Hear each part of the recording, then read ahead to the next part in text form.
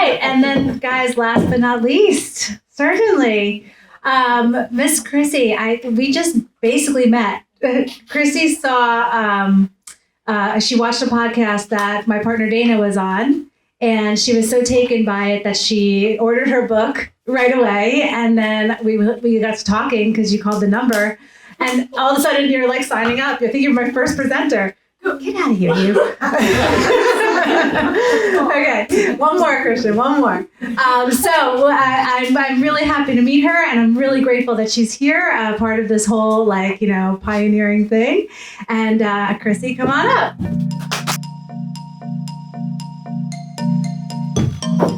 Ha! Right? Ha! There's a lot of energy in this room. So I am a singer as well, and typically I start off my act like, how are you guys doing, you beautiful, sexy people? I don't know, I think that worked for today, right? So my music partner is here, and she is my guitar player, and she does harmonies with me, and we have a female group. And I'm not really plugging anything today. I haven't started a business. I have 9 pages written of a book so far. Yeah. It's taken me about a year, but it's coming. It's coming. I'm waiting for it to come out, right?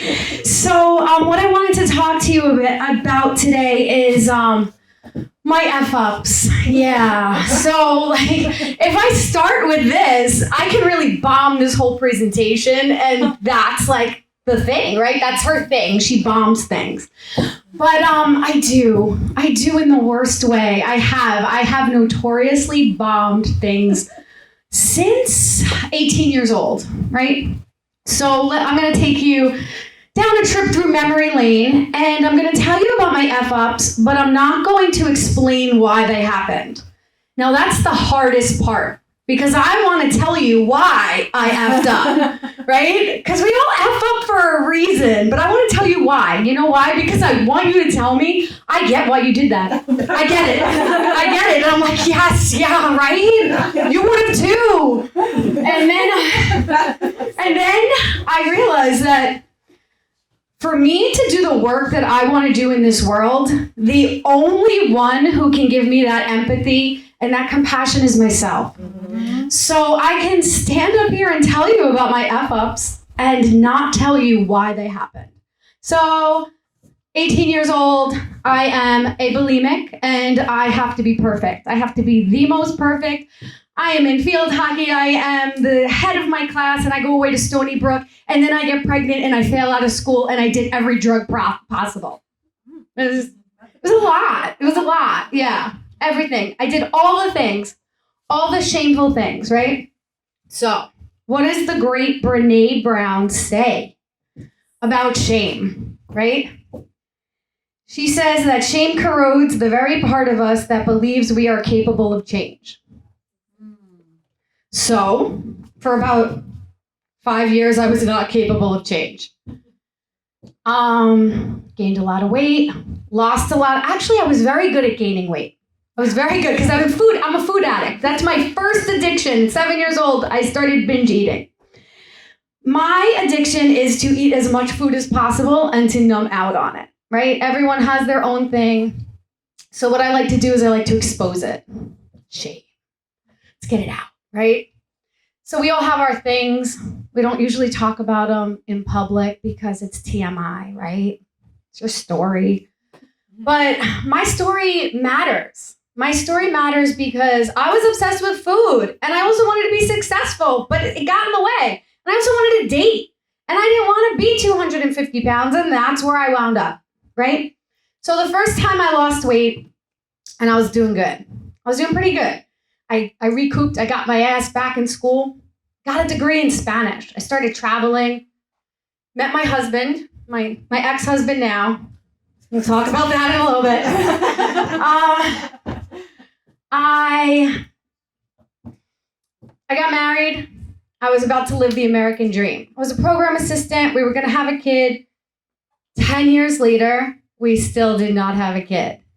I don't know if you know anyone who's been impacted by infertility, but it sucks, right? So, and it's also one of those things you can't talk about. He didn't want me talking about it. Nobody wanted, I was dying inside. I was giving myself shots in the stomach, trying to figure out my career, trying to not eat everything in sight because that's my thing, right? And then, long story short, I lose 100 pounds again, right? I figure it out, start getting healthy, start taking my health seriously. And I enroll in a master's program at Stony Brook because I'm going to do HR now. I worked for a nonprofit. They were great. And then what happens is I proceed to blow up my life. It was a good one. It was a good one. So I blow up my marriage, leave my husband, and I'm in first semester of grad school. And then a few weeks later, we go into the pandemic. Cool. Cool. I'm alone. I have my dad. He's here too. He's my ride or die. He's like, girl, do what you gotta do, right? When I was pregnant and I had a miscarriage, and it was a thing when I was 18. Luckily so, because I was not prepared to be a parent. The universe also thought I was not prepared to be a parent while I was married, and I am still not a parent, and that's okay, because I'm not meant to be. I'm a woman who's not meant to be a mother.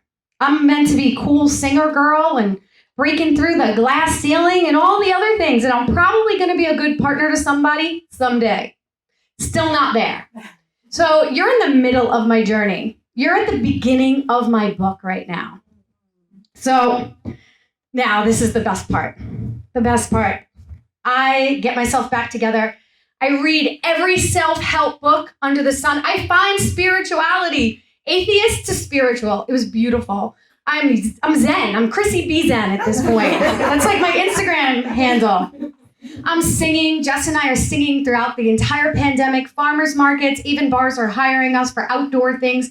Things are really taking off. And then I become a recruiter. I graduate from HR and I love it. And I'm like, hit the ground running, breaking through the glass ceiling, right? I made friends with the CEO, the COO, the CFO. I'm in their face all the time because I'm a woman who doesn't have kids and I have a lot of energy. So what do? I'm going to work around the clock. I'm going to be the best you've ever seen. In that time, while I was being a perfectionist, so perfectionism gets in the way of progress. It gets it's a roadblock.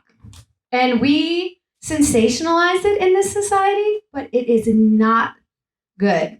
And I've learned my lesson, maybe. Who knows? So fast forward a little bit.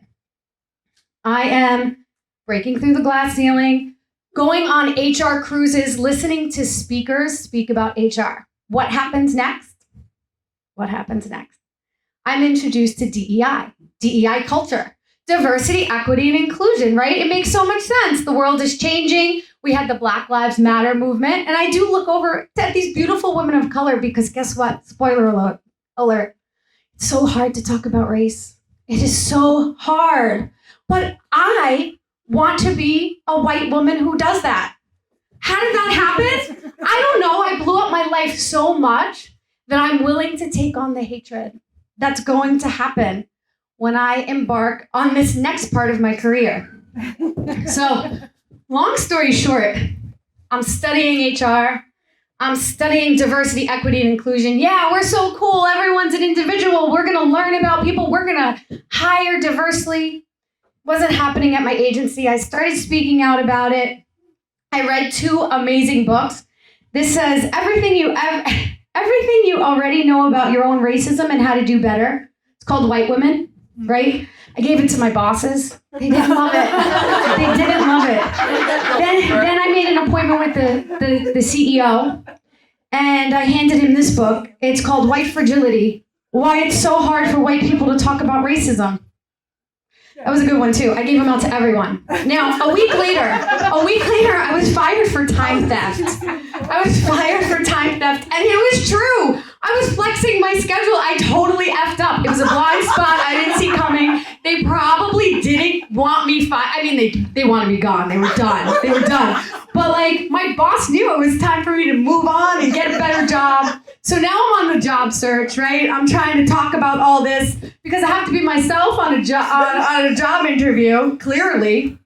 So the beauty of all this is I effed up my life so many times that now I can talk about racism because people will hate me. And I've let down so many people that I don't give up. Thank you.